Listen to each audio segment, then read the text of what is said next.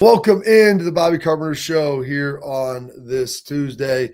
Great to be with you as always. Schleg still now live down there in Charlotte, North Carolina. Schleg's day 2 of the coaches convention. How did it treat you down there? This is day 3, babe. Day 3, even better. Day 3, Bob, of the never-ending Coaches Association that has no coaches. So who is like? Is there just less people there then? Bro, I don't know. I am going to do this though, Bob, because you will like it. What the Sam Dickens library? I'm putting our guy Rob Harley in the chat. He's in the Doomajig. So I want Pat to throw that up. So let's go back. So guys, Rob Harley, what is he, Bob? The great nephew of the house that Chick built, Chick Harley. The reason they build Ohio Stadium on the banks of the Olentangy. Well, this is the fruit of his loins. And so now Rob, aka Chick, is at Northern Illinois. He was at La Tech, I believe, Bob, if I'm not Arkansas State, Wolfpack, right? D coordinator. So he's up at Northern Illinois, and we're talking like striking machines. And I'm showing him the true strength of Hawken, where you can measure your strike force. And we're talking drills. Like we're talking coaching, while also he's so cheerful. I don't know if he does Botox. He looks the exact same. He looks fantastic. And I forgot how tall he was. And he just makes you know how he's so chipper, Bob. Like he's just, hey. And I mean, it's like, I miss that because we used to room together on the road or at the Blackwell. And then he was telling his assistant how we would all go into somebody's room and we'd wear our robes, clothing optional. And you would have like the pillow, the long like roller cylinder pillows that you would put in between, not to make it not to make it suspicious or anything. And then we would watch 80s movies and we would crank up people's like heat. So when they went back to their room, it was terrible. And talking about eating double cheeseburgers from Wendy's, that's what our nutrition was at Ohio State in the early 2000s. And they would just say, hey, grab whatever double cheeseburgers you want. Oh, by the way, here's a plethora of Frosties. And I'd be like, oh my gosh, charge it to winning. And then I would eat his, like you could get 2, and then I would get his Frosty as well. And that was like your pregame dinner snack. But look at him, Bob. He looks fantastic. Yeah, I actually saw him. He was in town, and my man Cam Atkinson had his retirement party this fall. Northern Illinois was actually playing Ohio University. They stayed in Columbus, and he had a friend that was going to the party and said, hey, do you care if I bring my buddy? And I walk in there, and I'm like, oh my gosh, what is going on? I talked to him most of the night. It was a great time. He had a good time with it. And I go, don't you guys have meetings or anything? He goes, and we got there, we went to dinner before. So we got over there about like 8:30, 9. He goes, yeah, we got our meetings. Do what we need to do. My coach is like, do you like, go do what you need to do. Like, you want to go hang out with someone friends for a couple hours? Like, I don't care. Like, I'm not your dad. Like, not your babysitter. Yeah, like just show up and be ready to go. So that's good. It was awesome because he loves coaching. And it was funny about like the difference in the athletes now. He's like, I can't tell my guys this story. They'd be like, he was talking about how he got injured and like right after practice, he was talking about the urine in the cup. He was talking to the guys in my booth about the different stuff that we would do. And we're like, guys now like, oh my gosh, like, why would you do that? Like, chick sounds like,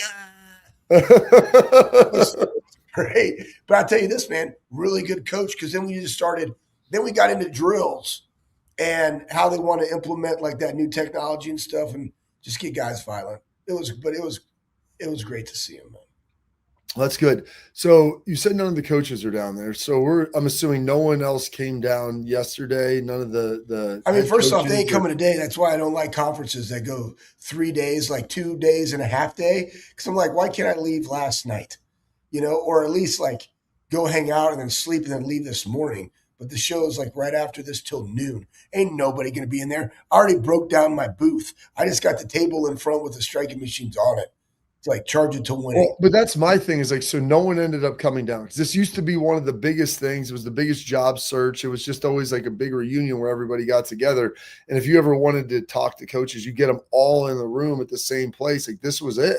This is how guys would introduce. Like there's coaches walking around in suits, guys. Like they're trying to get jobs. There's GAs, right? It's how you would get connected to other staffs. Yeah.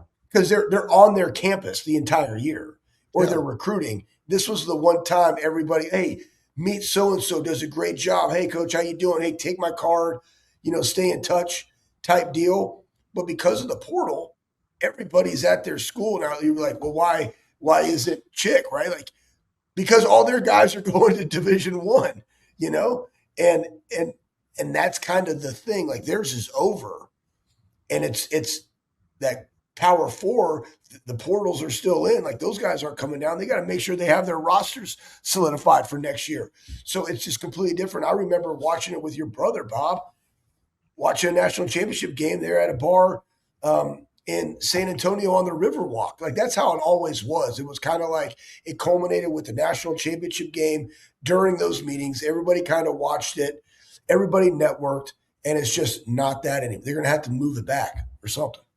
Which is wild because that's just the state of college football, kind of where everything is right now and how it all is breaking. I think this is kind of a microcosm of it because if you ever wanted to find out kind of what was going on in college football at different places, Schlegs, this was it. I mean, this was like a giant, high school reunion. People would come there. They're connecting to people they've worked with before. And it really wasn't even so much at the convention. It's, as you know, Schlegs, it's sitting at the bars later that night. Everybody gets together and people all from the same coaching tree would go out and have a couple drinks, talk about where things are going, what's going on, and who needs jobs, what's good, what's bad, how's this working, all those different things. And that was such a big deal, a big deal. Huge. I mean, huge one. It's funny. I'll give you a little side nugget too. Like right now, Tennessee is looking for a strength coach, and they're actually. I mean, like the rumblings on the street were. Is that it's going to be Anthony Schlegel? No. But it was they were going to go after Indiana's strength coach, and like we're now at the point in the strength conditioning profession where you're seeing $1 million head strength coaches at these places. And I will say this: not that Daryl got $1 million, but Daryl was at Troy, and he's now the head strength coach for TCU back in my old stomping grounds. It was so awesome to see that. Nico, who was Michigan State Spartan fullback who coached at Ohio State. Cincinnati. He just got extended at Cincinnati. It's great to hear those guys doing well and moving in places, but still that carousel is still going on in the midst of a championship game that's coming up. You know what I'm saying? Like that's the crazy part of all of this. Like there's no timeline for anything, and it's just absolutely ridiculous. So we got a lot of big stuff to get to. There's a lot of Ohio State portal news to get to. There is some guidance and different things that are coming down with NIL and how that's ultimately supposed to work. They've got college expansion things that are being reported out there. Do we get to 16 this year? The 23rd is coming quickly. They'll have to agree on if that's what they're going to do. Do they change the calendars? All that happen. Good news is we got our guy from the Sporting News, the best in the biz, Mr. Bill Bender. He's been in the basement drinking coffee for about the last 4 hours, Schlegs, so I think he's ready. So we're going to bring out Mr. Bill Bender here after this message from our friends at FanDuel. You know how fast the NFL game days move. One big play, everything changes. That's why betting on FanDuel is a game changer. With FanDuel, you can bet in real time while the game unfolds. Score just flipped, jump on the new spread, or ride the live money line. The receiver's heating up, bet the next touchdown score or total yards. Think that drive stalls in the red zone? Take a live field goal prop or fade the total. Live player props, team totals, drive results, updated results, next play markets. It's all there. It's fast. It's fun. And with FanDuel, live bets move as quickly as the game does. So whether you're riding the momentum or fading the hype, FanDuel puts you right in the middle of every moment. Visit FanDuel.com/bigplay to download the app today and bet the NFL all season long. Must be 21 older and present in Ohio, 21 older and present in Pennsylvania. Gambling problem? Call 1-800-GAMBLER. Bill Bender to the Sporting News. Coming up next.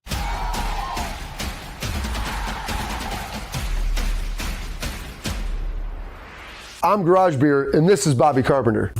Garage Beer. Beer flavored beer. Beef with an F? Okay, my bad. It's crisp and cool, and it doesn't taste like I'm Bobby Carpenter. I drink in garages because my wife says I don't belong inside. If you like a cold breeze on your bag, drink garage beer. It's American, and so can you. Garage beer, beer-flavored beer.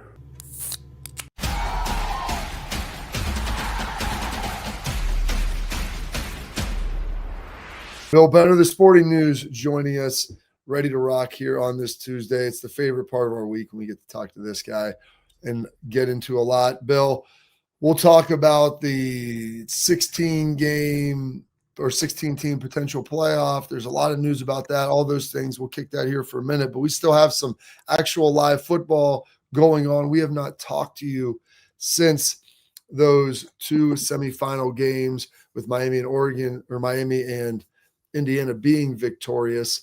Let's start with that Thursday game with Ole Miss and Miami, a game that came down to the wire. It was very entertaining and a lot of fun to watch. Maybe some of your takeaways from that initial game. Miami in the clutch was pretty good with Carson Beck. And, you're down 27-24. I think I texted a friend and said, that was my prediction. Ole Miss 27, Miami 24. I felt so good. And then Carson Beck takes them right down the field with Mark Fletcher. Pretty clutch drive. And honestly, they've been pretty good in the clutch in this college football playoff, which was a knock on Mario Cristobal coming into the playoff, was these late game disasters that they'd had in the past. So that was good. On the other hand, they did make a ton of mistakes, a lot of penalties, a lot of, just unforced errors that allowed Ole Miss to take the lead late. And I don't know, the last call, whether it was pass interference or not, it clearly was, but are we going to operate on final game plays like you can't throw the flag, or are you going to actually throw the flag? I think there's a debate to be had either way, but I would just call the game as it's supposed to be called. I would have, as controversial as it might have been, that was definitely a flag at the end of the game. Well, so there's Miami, a lot of mistakes, played very, very well, mistake-free football versus Ohio State. And it's also the longevity now that of this season, like engagement, guys are tired. Go into now the Oregon game and how different that game was. All thought it was going to be highly competitive. It was not. You saw where Oregon was missing their starting running back due to injury. Their second leading rusher was in the portal. They were relying on their four-string running back in the college football playoff semifinal, made a lot of mistakes. Indiana capitalized. What are your feelings now of Miami, Indiana going into this national game after what you saw them do to the Oregon Ducks? Well, so you just said it. This is where the long season kicks in, when you're trying to run a zone read and you have a miscommunication because you're playing with a fourth string running back that leads to a turnover. I mean, Indiana jumped them right off the go. The two thoughts I had from that game: one, I mean, it was almost an Indiana home game in Atlanta. Yeah. They overran the stadium. That had to be, I thought it would be 80-20. I know Bobby had said earlier this week to me that he thinks, I don't want to put words in your mouth, Bobby, but that it's going to be at least 50-50 at the title game. And I believe you. I think that there's going to be a ton of Indiana fans there. They've showed out, and I think they're going to show out again. And that game opens with a D'Angelo Pons interception return for a touchdown. He's such a good player. Fernando Mendoza, borderline perfect. I mean, he's been unbelievable in these playoffs. They're running the ball, and I mean, there's a reason why they're heavy favorites. They were being compared to LSU 2019 during the game. That's how high of a standard they're operating on right now. Well, what's amazing, I saw that the Pons interception happen. I look over at one of my friends who played college football with me at Ohio State, and I go, game's over. It was the first quarter. I'm like, listen, you just threw a pick six on Indiana. They don't make enough mistakes for you to be able to get back in this game. I mean, Bill, they've been almost the most flawless team. And everybody in Ohio State land is just, they're killing everyone about you lost to Indiana, this and that. Like, you lost by 3 and you didn't even play that well with the chance to make a 30-yard field goal to send it to overtime. Looking what Indiana's done to everyone else and just how flawlessly they execute on both sides of the ball. I don't know if I've ever seen a team that appears to be this consistently well coached. Yeah, that's the explanation to me for why they are good. And we have a story today at Sporting News about Indiana and Miami recruiting, and I went through their starters. So if you take their 25 starters, including a second running back, kicker, punter, Indiana's starting lineup averages 2.5 stars in the recruiting process, but they played college football for an average of 4.3 years.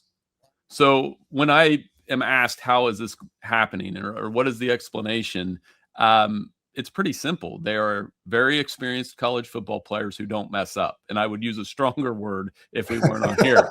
You know what I said? I use a stronger word to my friends about what they don't do, right? Yeah. And they just don't mess up. And Kurt Signetti has done a marvelous job, coaching these guys up. And one of the things he said yesterday on the teleconference was, when I got here, we had 10 offensive starters in the portal and 1 returning defensive starter.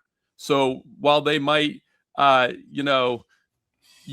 on the portal a little more these first couple seasons, now that they're good, guys are going to want to come to Indiana. And I think that's the case. So that would be my explanation for why Indiana is good. Yeah, they want to go there until they could potentially get developed and hop in the portal like you've seen other schools, which has changed the way we look at college recruiting, money spent, right? The allocation of your resources to build a roster. I saw a great thing too, Bill, and I'm happy that you shared that stat, the fact that they played college football for 4.3 years. That means there's some guys in there that are 6, right? And you have an older team. And it was funny, there was a thing about the NFL where Indiana had 47 guys between the age of 22 and 25, where the NFL has 147 total guys of the age of 21 to 22, something of that nature. And we saw that, right? Michigan was a veteran team. Last year's Ohio State team was a very veteran team. This year's Indiana team, a veteran team. Miami, a veteran team. Carson Beck, veteran quarterback.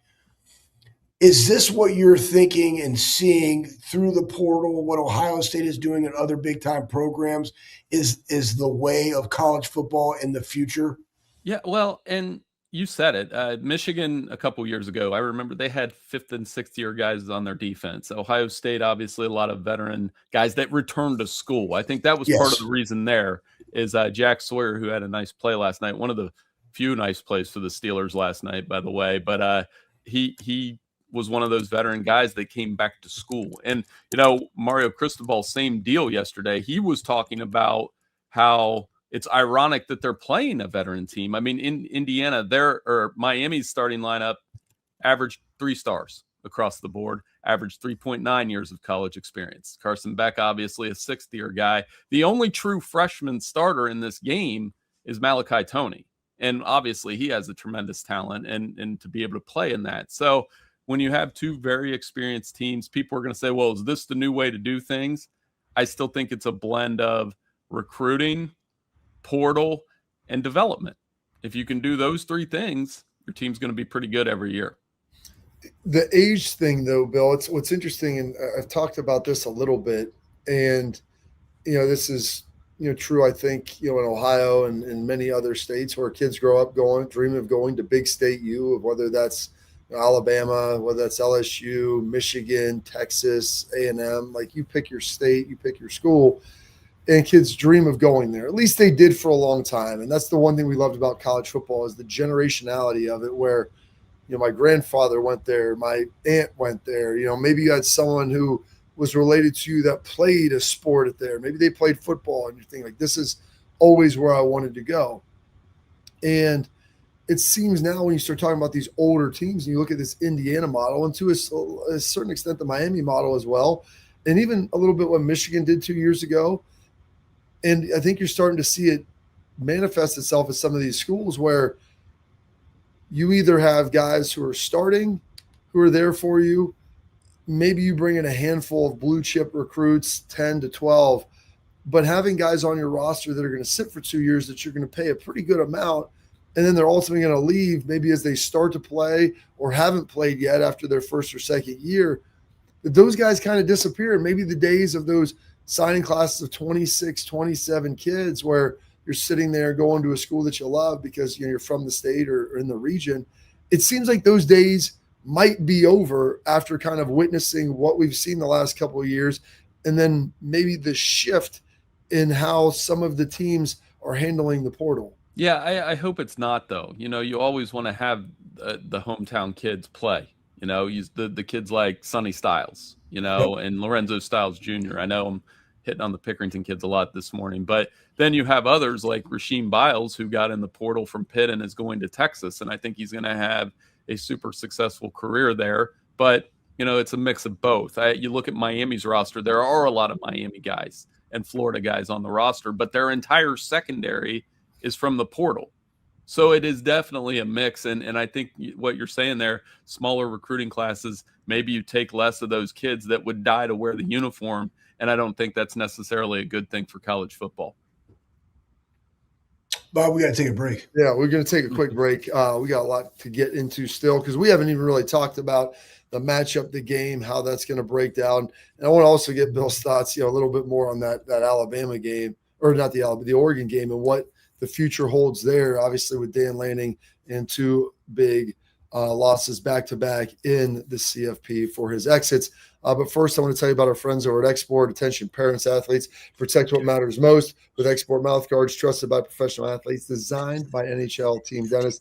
XSport mouthguards feature 3 layers of advanced protection, including patented use of carbon fiber that they custom print that bad boy right to your grill for more protection, better performance, max comfort, and clear communication. That way you focus on the game, not the gear. Don't take chances with your safety. Visit exportmouthguards.com/Bobby today and save 15% on your order. XSport, protect what matters most. More with Bill Bender of the Sporting News coming up next.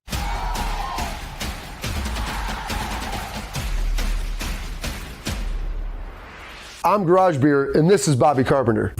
Garage Beer. Beer flavored beer. Beef with an F? Okay, my bad. It's crisp and cool and it doesn't taste like I'm Bobby Carpenter. I drink in garages because my wife says I don't belong inside. If you like a cold breeze on your bag, drink Garage Beer. It's American and so can you. Garage Beer. Beer flavored beer.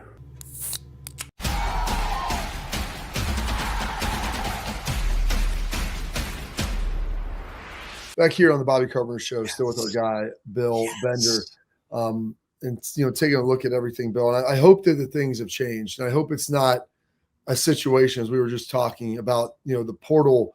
And if you're a player that wants to play at a big-time program and you're not one of the top 100 players in the country, that your pathway isn't, okay, what G5 school fits me best to be able to go there for a year or two, or maybe smaller level Power 4 school, so that I'll be able to play well enough that in 2 years, hopefully I'll be able to transfer to that big school. And it seems like that's the path we're on right now, Bill. And I'm hoping that we'll have some guidance that apparently they're trying to work on the calendar. They're trying to work on some of this stuff. I mean, do you have a confidence that within the next 3 years that we might be able to get some changes in here? Well, I would hope so. I mean, I know at Sporting News, like every other publication, we're going to do a way too early top 25. And I started messing around with that last night. And then I tell my editors, I was like, this is harder than it's ever been before. Yeah. Because one, there's still guys moving in out of the portal. The rosters have changed so much. You've got to change that. I know coaches can't like it. They just can't, because you're re-recruiting players and those kind of things. And then you get, okay, this school has this many kids in the portal, but then you see who comes in. None more than at the quarterback position where those guys have been shuffling around. So if you're a school like Ohio State, yeah, you've had more guys go in the portal than usual, but you look at what's coming back and what's coming in through recruiting, and they'll be fine. Other schools like an Iowa State, where you lose most of your roster, that's not fine. So, I do hope we touch up this calendar, make it right. Because the other part is, I say it on this show all the time, you still have guys moving in the portal. We have 9 NFL playoff games between the semifinals and the championship game. Think about that. You have 9 NFL playoff games to digest before you get to that title game. And there's no reason why we have to wait this long. No, not at all. And Bob wanted to go back to IU Oregon. going into this matchup, early onset, Indiana versus Miami, coming from that Oregon game, what is and having watched Miami versus Ohio State, what is Miami going to have to do to be able to win this football game in their home stadium? We'll get into the Mark Cuban looking for tickets, et cetera, et cetera. But what is Miami going to have to do? Because right now it's really more about what Miami has to do than IU having to do. I agree. What do they got to do? What do they got to do to win this football game? Same blueprint as Ohio State, honestly. Control the clock. They played probably their cleanest game of the year against the Buckeyes in a lot of ways. Get after Fernando Mendoza, get him off schedule, stop Indiana's running game, not allow. It seemed like when Indiana would get backed into a third down against Oregon, Mendoza would complete a back shoulder fade to Elijah Surratt. So, I mean, they have that in their playbook too. And Carson Beck's going to have to play well. That's one thing they do have that I would say, whatever your opinion on Carson Beck is, to have a sixth-year quarterback in this spot isn't a bad thing, with that offense and Mark Fletcher and be physical up front. You got to see, I always say this, Schlegs, before a big game, I want to see what Indiana's offense looks like, or offensive line against Miami's D-line, and vice versa. And sometimes you can't tell until they get on the field. I remember one time when Notre Dame was playing Alabama that one year, I said, well, we'll watch the first 10 plays and see if their offensive line holds up. And that was the year Alabama, it was a bad one. If you remember that one. That was 2012. Yeah, Eddie Lacy was running all over the place that day. So, that's something. If Indiana can run all over the place, it'll be a long night for Miami. Well, that's the thing is you watch that, Bill, you get a sense of how in the first, 10, 15 plays, how the line of scrimmage is moving or how the speed of it is. And teams can slow down and settle in, but they've got to start after those somewhere in that first, 5 to 10 plays, 15 on each side of the ball. You've got to be able to see how they ultimately look. And what's amazing, the big matchup that I'm curious to see is Indiana's D-line isn't very big, Bill. And they weren't big against Ohio State. They weren't big against Alabama. They weren't big against Oregon, but yet they were able to disrupt so much up front against teams with better recruits, bigger players, more powerful running game, allegedly. And they were living in the backfield, and their speed looked like it took over. Miami has one of the biggest offensive lines that you're going to find. Do you think Indiana will continue to be able to do the same? Because I kept saying, I keep saying, no, they won't. They get worn down, and all they do is keep playing better and better. Yeah, and 4 guys on that front 7 are from James Madison, which is the more almost incredible part there. And Miami's offensive line is enormous. Mario, he's got it done in the trenches with these guys. Francis Mauigoa is the top 5 pick. I'm trying to think of the name of the 375-pound offensive tackle. They got one of those. It's Markel Bell.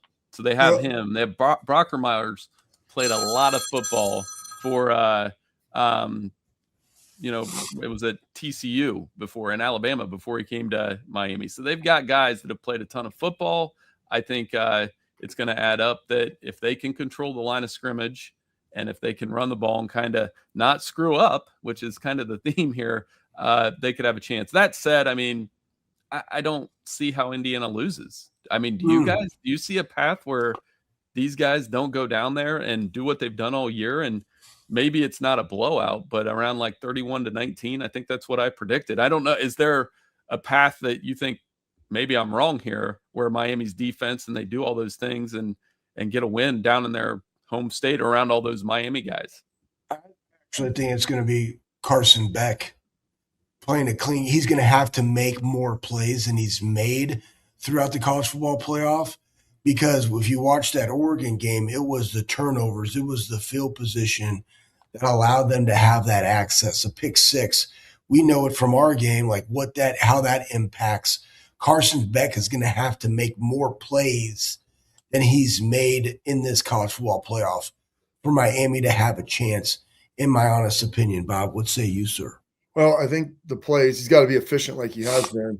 But the one thing he's going to have to do, Bill, is keep doing what he's done as far as it hasn't really been his arm.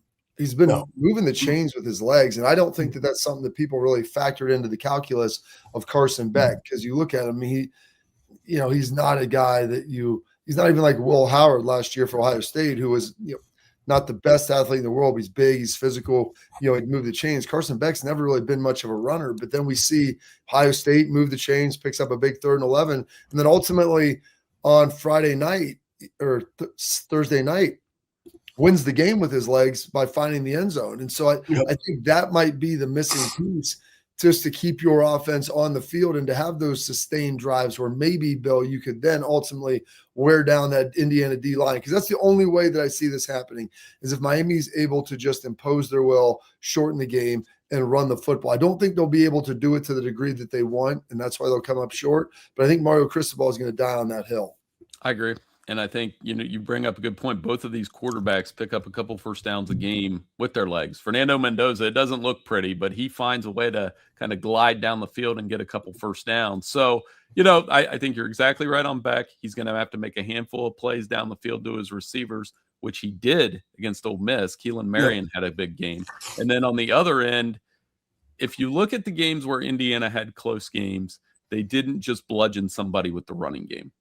And Miami's been really good against the run all season. So if Miami can just make sure that running game doesn't take over the game, maybe make a couple. They do have a really good secondary that matches up with these receivers. That's something you'll see a couple times during the game. So this is Miami defense is not as good as Ohio State, but they have the athletes like Ohio State does, the 4- and 5-star types on that side of the ball that will challenge Indiana. So I'm looking forward to it. I'm flying down there Thursday. I look a little pale, so I have to get on the beach at some point, hopefully for a few minutes. I mean, it hasn't been nice here in Ohio the last few weeks, obviously. You guys know that. So one other thing that's happening, that there's reports they're talking about the playoff, trying to figure that out. January 23 is the zero barrier where they have to make a decision. Apparently, Greg Sankey's fine with going to 16. The only way Petiti said he would go to 16 reportedly is if they make a commitment to go to 24 in a couple of seasons. Where does this go? I mean, 24 seems wild. Tony Petiti said that, Bob? That's what has been reported. And I've heard the Big Ten talk about that. I'm not a fan of it. I think 16 is fine, and to eliminate the conference championship games. There's no conceivable way, Bill, you could get to 24 with conference championship games. What do you ultimately see happening here? Yeah, I hope we don't go to 24. I mean, that's far too many. We'll eventually go to 16. I think there'll be more wrangling. I could see us staying at 12 for a few more years, though. And, I mean, you can't just double it from 12 to 24 we're still kind of trying to figure out if this format works. And judging by the numbers, it does. I know some of the semifinal ratings fell. I would attribute that some to the brands. I mean, if we had Ohio State or Georgia or Alabama, that's part of the game here. And it's the same in the NFL. I know a ton of people watch the NFL, but they're not going to complain that the Bears are in the divisional playoffs, or the Bills, these huge fan bases. So, I think I would rather stay at 12. If we're going to go to 16, I've talked about it many times. Let's get more games on campus. Let's get rid of conference championship games, maybe, and let's start this thing sooner so we're not going up against, I say it every year, it's my PSA, on Monday morning when we should be talking about the national championship game, the networks, and not to their fault, they're going to be recapping the NFL and looking forward to conference championship weekend there. It's time to stop competing and work together with those two entities. Bill, we appreciate the time. Thank you so much, sir. Enjoy the rest of your Tuesday and have fun and a safe trip to Miami. I will. Thanks so much, guys. I'll talk to you next week. See you, brother. Bill Bender, the Sporting News. Go check out his stuff there. Did a great job breaking down those Indiana and Miami rosters. Go check it out. It looks really good. And it's a nice little nugget of information, Schleiks, as you would call it. Some nice little side nuggets. Before we get to our headlines, we got our friends at Backer. Brand new fan gear came out this year. It looks good. It feels good. It's all over the place now. BCKR.com is where you want to go when you're buying, whether it's the winter gear, the spring. It'll be springtime before you know it. Heck, it's already in the middle of January. Get that windbreaker, the raincoats, the hats. They've got all the colors. They've got multiple teams.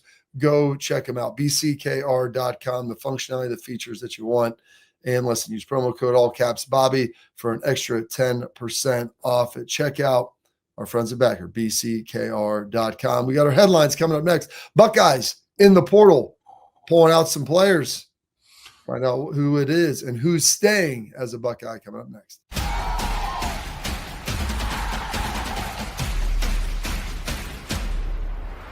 I'm Garage Beer, and this is Bobby Carpenter. Garage beer. Beer flavored beer. Beef with an F? Okay, my bad. It's crisp and cool, and it doesn't taste like I'm Bobby Carpenter. I drink in garages because my wife says I don't belong inside. If you like a cold breeze on your bag, drink Garage Beer. It's American, and so can you. Garage Beer. Beer flavored beer.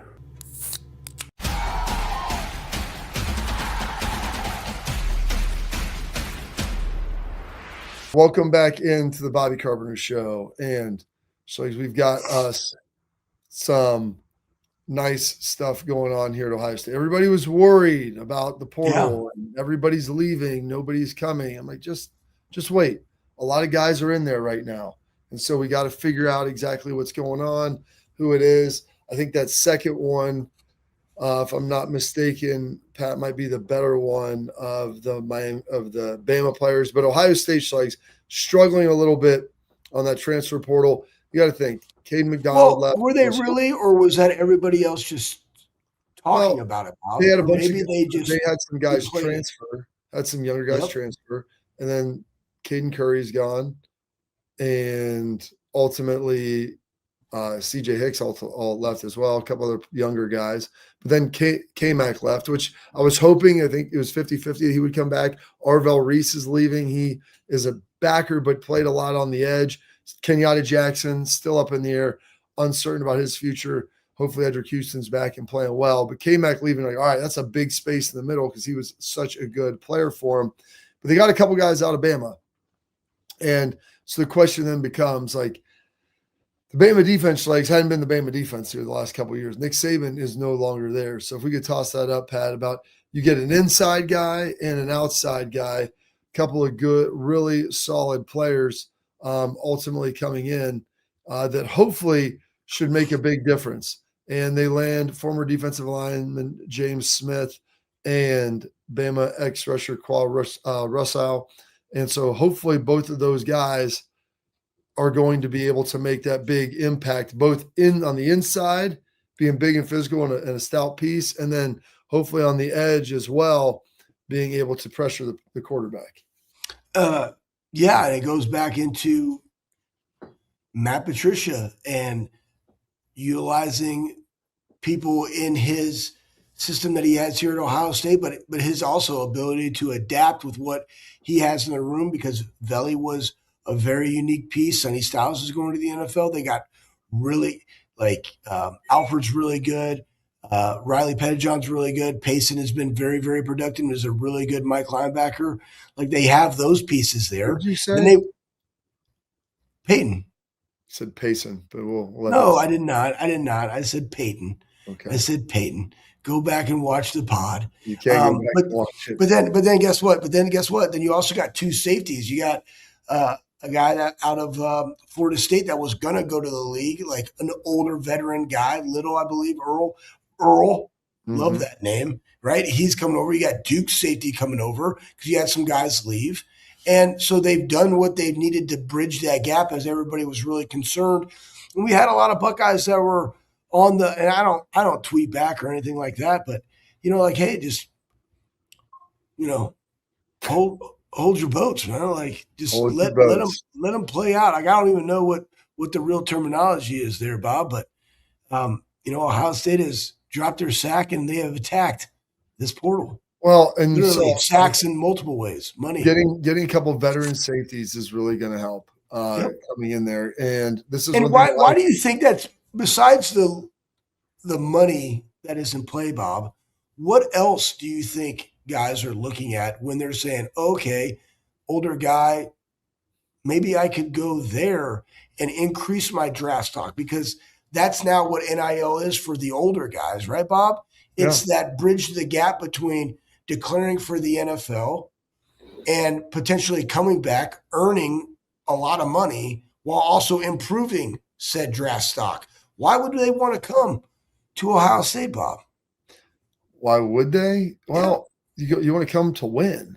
I mean, that's a win. And what else? What else did the defense win do last year? and get improved. I mean, develop, get improved. Like you said, improve your Yes. draft stock. Like you're going to get paid everywhere, and maybe you get paid a little bit more at some places. But what I think is interesting, Strikes, is you got two older guys. And as we just talked to Bill Bender a little bit ago, looking, and he did a great breakdown on Sporting News, talking about the average age of some of these players. That's helping to get this Ohio State team to be a lot older. And as much as you love to see young guys play, young guys will make mistakes. So unless you're supremely talented, having a veteran guy who maybe isn't quite as elite athletically, but has played a lot of ball, isn't going to make mistakes and is very efficient, probably the way to go. Yep. Yeah, I was alluding to the conversation of you just had Caleb Downs, very cerebral player, who other guys were like, man, I want to be that. And who can make me that? Ohio State, Matt Patricia, this defense, because it's very NFL-esque. And to me, that's what Ohio State has to be selling when they're in this. Yes, you can make a little bit more when you go that place, but you're not going to be as NFL ready as if you came to Ohio State. Well, that's part of it. So hopefully they're building a defense that Matt Patricia likes. And speaking of Matt Patricia, I told Ohio State, like, they are going to make as hard a push as they possibly can to keep him. And I mean, outside of him maybe taking a head job in the NFL, I think they feel pretty good about him returning. I'll feel better when the Cowboys DC job is filled and maybe a couple other D coordinator jobs. Unless he's getting a head job, I think in the NFL, I think that he would feel.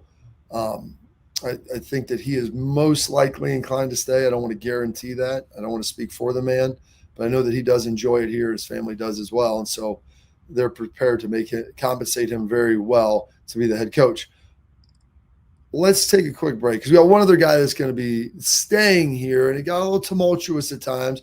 And we'll get to some of your comments here and some of your thoughts on what's going on with Ohio State. That's all coming up next in Tailgate Talk on the Bobby Carpenter Show.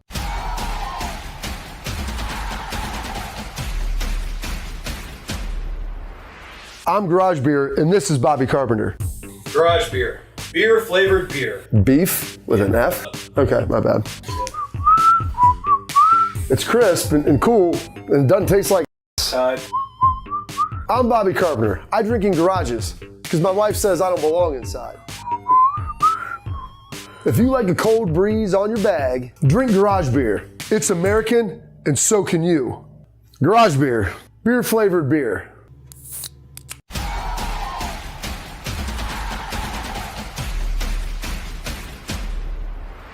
All right, welcome back into the Bobby Carpenter Show, and it's like our guy, Mr. Bo Jackson, returning. And I know it was a little bumpy, it was a little tumultuous here with regard to would he come back.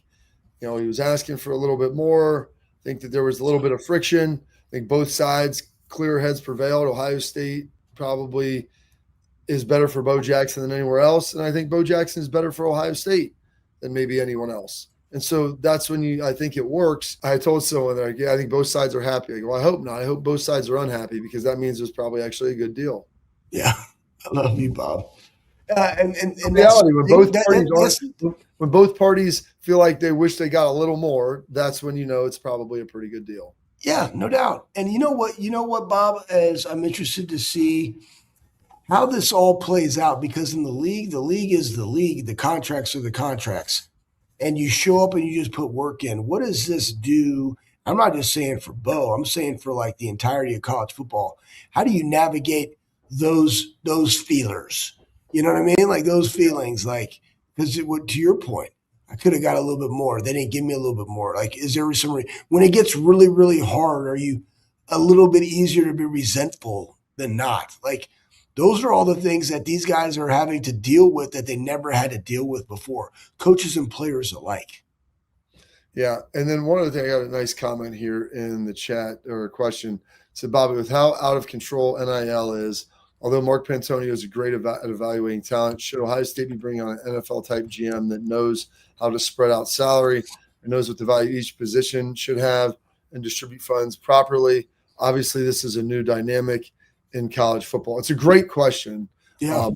But the thing is, Mark's a really smart guy. They've been working on this for a couple of years, and I think they understand positional value, elite level talent, and they had a philosophy of how they were trying to recruit and keep players and pay guys a fair wage while they were developing.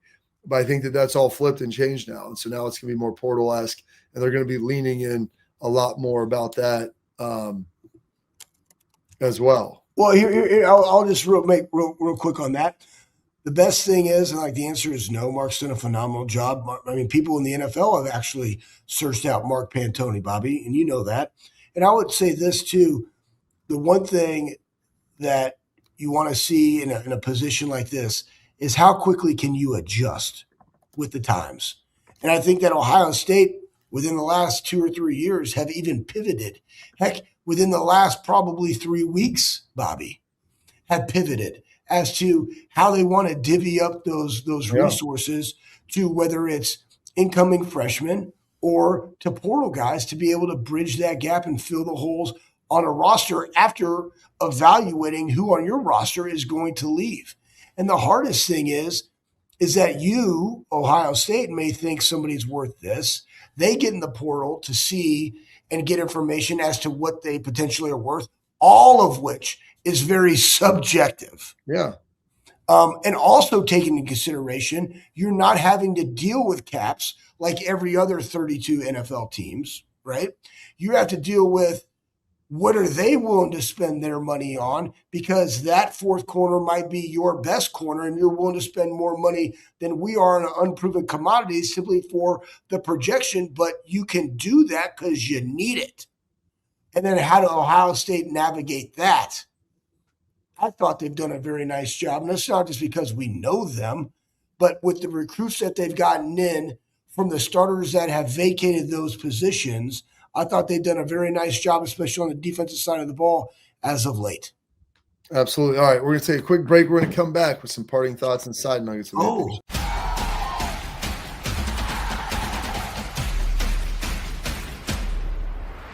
I'm Garage Beer, and this is Bobby Carpenter. Garage Beer. Beer flavored beer. Beef with an F? Okay, my bad. It's crisp and cool, and it doesn't taste like I'm Bobby Carpenter. I drink in garages because my wife says I don't belong inside. If you like a cold breeze on your bag, drink Garage Beer. It's American, and so can you. Garage Beer. Beer flavored beer.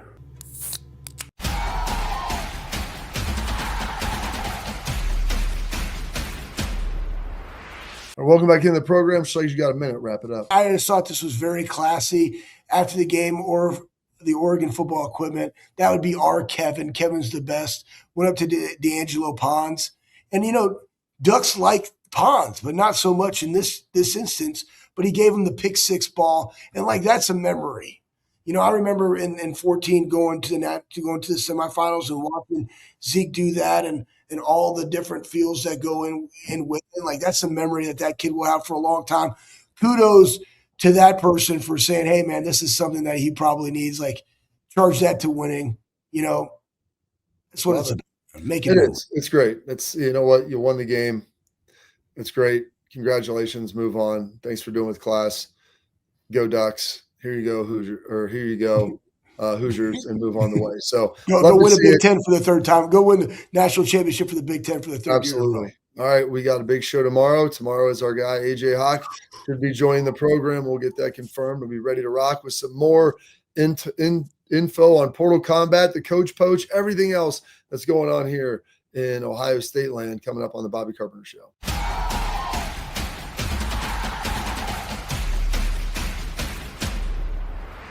I'm Garage Beer, and this is Bobby Carpenter. Garage Beer. Beer flavored beer. Beef with an F? Okay, my bad. It's crisp and cool, and it doesn't taste like I'm Bobby Carpenter. I drink in garages because my wife says I don't belong inside. If you like a cold breeze on your bag, drink Garage Beer. It's American, and so can you.